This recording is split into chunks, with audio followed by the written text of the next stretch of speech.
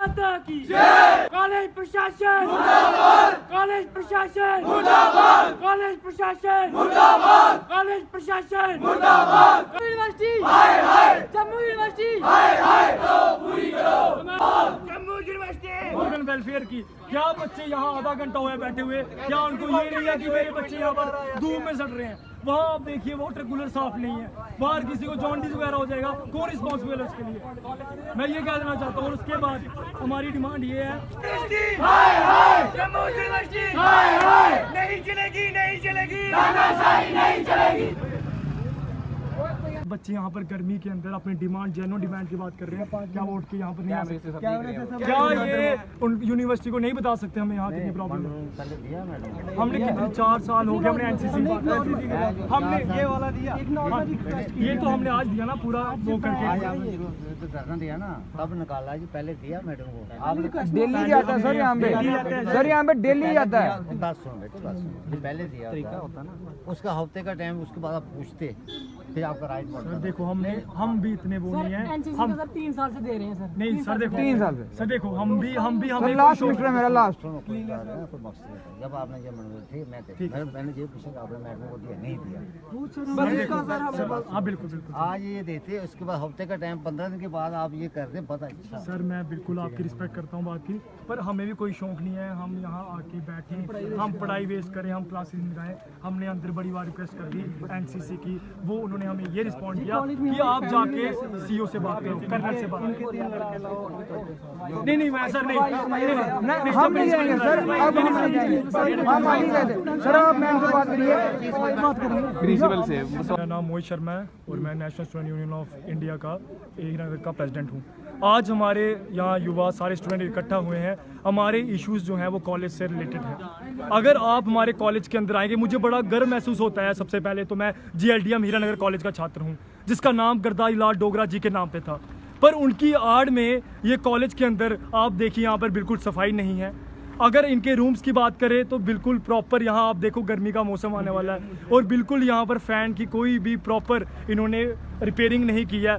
हमारे कॉलेज की प्रिंसिपल और उनके साथ जितना भी फैकल्टी है वो AC के अंदर बैठ के जो है वो अपनी एडमिनिस्ट्रेशन चला रहे हैं। क्या बच्चों के लिए कौन सोचेगा? अगर मैं बात करूं जम्मू यूनिवर्सिटी की तो कितने सारे इश्यूज, अगर मैं रिवैल्यूएशन की बात करूं, सबसे बड़ा मुद्दा जितने भी हमारे स्टूडेंट्स हैं, जितने भी GDCs हैं जो हमारे जम्मू यूनिवर्सिटी के अंडर आते हैं, वो सबसे बड़ा मुद्दा जो है वो रिवैल्यूएशन का है।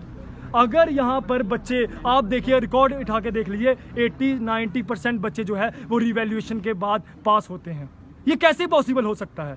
अगर आप यही कहिए जब हम पेपर देते हैं एक्सटर्नल का तो बीच में हम पैसे डाल देंगे, अगर यूनिवर्सिटी अगर ऐसा कोई रूल निकालती है कि पैसा दे के ही पास कर देंगे तो हम वो भी करने के लिए तैयार हैं।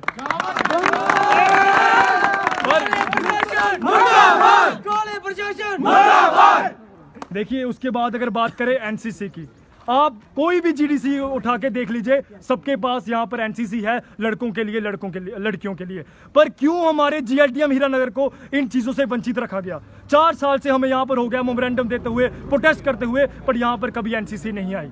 ये क्यों हम इन चीज़ों से वंचित रखते हैं? NCC के साथ साथ उसके बाद यहाँ पर कॉलेज की बसेस, हमें यहाँ पर लाल सिंह ने एक बस डोनेट की थी 4-5 साल पहले, बट उसके बाद भी कॉलेज प्रशासन ने वो बसेस चलाने का कोई भी संघर्ष नहीं किया।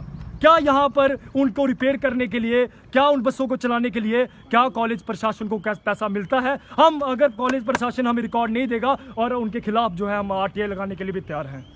और नहीं चलेगी, नहीं चलेगी, तानाशाही नहीं चलेगी, नहीं चलेगी, नहीं चलेगी, तानाशाही नहीं चलेगी। उसके बाद प्रधानमंत्री ने विकसित भारत 2047 में एक उन्होंने गाइडलाइन है और एक मैनिफेस्टोस है कि वो यूथ पार्लियामेंट बनाएंगे और जो हमारे स्टूडेंट हैं उनको लॉ मेकिंग प्रोसेस के अंदर इंक्लूड करेंगे। पर क्यों हमें इन बच्चों को राजनीति से वंचित किया गया? क्यों ये हमें लॉ मेकिंग ऑर्डर के अंदर क्यों इंक्लूड नहीं करते? प्रशासन यहाँ पर बैठ के, जितने भी फैकल्टी बैठ के यहाँ पर अपने लॉज बनाते हैं और यहाँ पर बच्चों की कोई सुनवाई नहीं, बच्चों को बिठा के कोई भी रूल एंड रेगुलेशन नहीं करते, सीधा जो है वो लॉ को एग्जीक्यूट करते हैं। क्यों ये बच्चों को क्यों नहीं पूछा जाता? कॉलेज किस वजह से चलता है? हमारे स्टूडेंट्स की वजह से चलता है। तो क्यों हमें फैकल्टी इन डिमांड से हमें वंचित रखते हैं? उसके बाद आर्टिकल 21 की बात करूं जो हमें राइट टू एजुकेशन देता है और राइट टू क्लीन इन्वायरमेंट की बात करता है, बट यहाँ पर आप क्लीनिनेस देखिए। मैं अगर आपको फोटो दिखाऊंगा, आप इसके बाद मीडिया के अंदर पोर्ट्रे करना, आप हालत देखिए टॉयलेट्स की क्या हो गई है। और यहाँ पर कोई भी सैनिटरी पैड्स जो है, कोई भी पिंक वॉशरूम की हमें इतनी डिमांड थी, इन्होंने ओपन किया पर बच्चों के लिए नहीं, इन टीचर्स के लिए। क्यों लड़कियों को उन चीज़ों से वंचित किया गया?